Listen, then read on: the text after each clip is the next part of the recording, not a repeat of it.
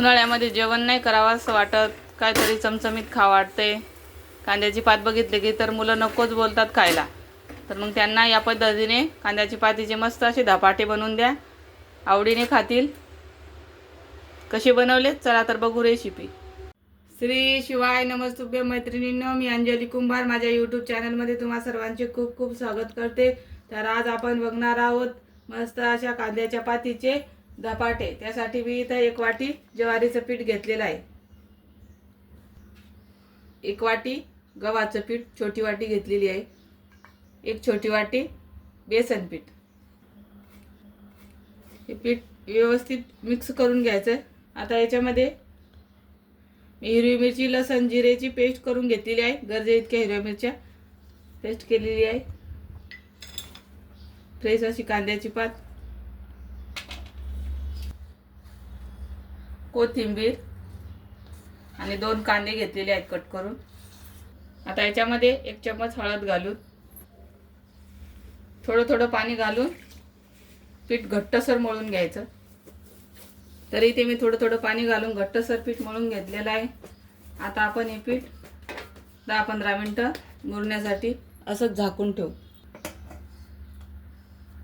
10 मिनिटं झालेले आहेत, पीठ मस्त मुरलेलं आहे. आता आपण याची धपाटी बनवून घेऊ. इथं मी कॉटनचा कपडा घेतलेला आहे, त्याच्यावर थोडंसं पाणी टाकून ओला करून घ्यायचा. एवढं पीठ घेतलेलं आहे. ज्वारीच्या भाकरीसारखं याला हातावर या पद्धतीनं फिरून घ्यायचं. कापडावर पाणी घालायचं अगोदर, म्हणजे मग चिटकत नाही त्याला ते. आणि या पद्धतीनं हातानं थापून घ्यायचं. पिठाचं प्रमाण व्यवस्थित झालं ना ज्वारीच्या, गव्हाच्या आणि बेसन पिठाच्या, तर एकदम मस्त वाटत नाहीत, तुटत नाहीत, काही नाही.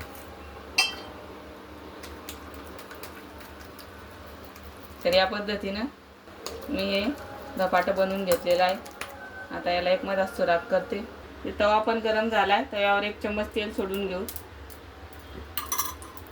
या पद्धतीनं असं धपाटं धरायचं आणि या पद्धतीने तव्यावर सोडायचं. धपाट्याच्या साईडनं पण तेल सोडायचं.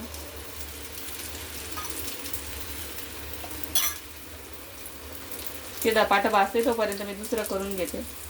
वरची साईड कोरडी झालेली आहे, आपलं धपाटं व्यवस्थित पचलेलं आहे. आता आपण याला पलटी करून घेऊ. तर वरच्या साईडनं पण थोडं तेल सोडून घ्यायचं. खालची साईड बघू व्यवस्थित भाजल्या गेली का तर. तरी ते सर्व धपाटी बनवून झालेली आहेत. आता आपण सर्व करू. मस्त असं दही आणि त्याच्यासोबत मस्त अशी धपाटी. तर बघू शकता मस्त झालेली आहे धपाटी. तर तुम्हाला माझा व्हिडिओ कसा वाटला नक्की कमेंटमध्ये सांगा. रेसिपी आवडल्यास लाईक शेअर सबस्क्राईब करा. धन्यवाद. खालची साईड पण व्यवस्थित भाजलेली आहे. आता आपण पलटी करून घेऊ. तरी ते धपाटं भाजून झालेलं आहे. आता आपण हे काढून घेऊ. आता सर्व धपाटे मी या पद्धतीने बनवून घेते. तरी ते सर्व धपाटी बनवून झालेली आहेत. आता आपण सर्व करू.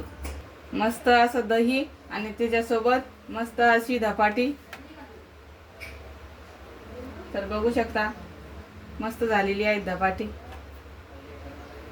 तर तुम्हाला माझा व्हिडिओ कसा वाटला नक्की कमेंटमध्ये सांगा. रेसिपी आवडल्यास लाईक शेअर सबस्क्राईब करा. धन्यवाद.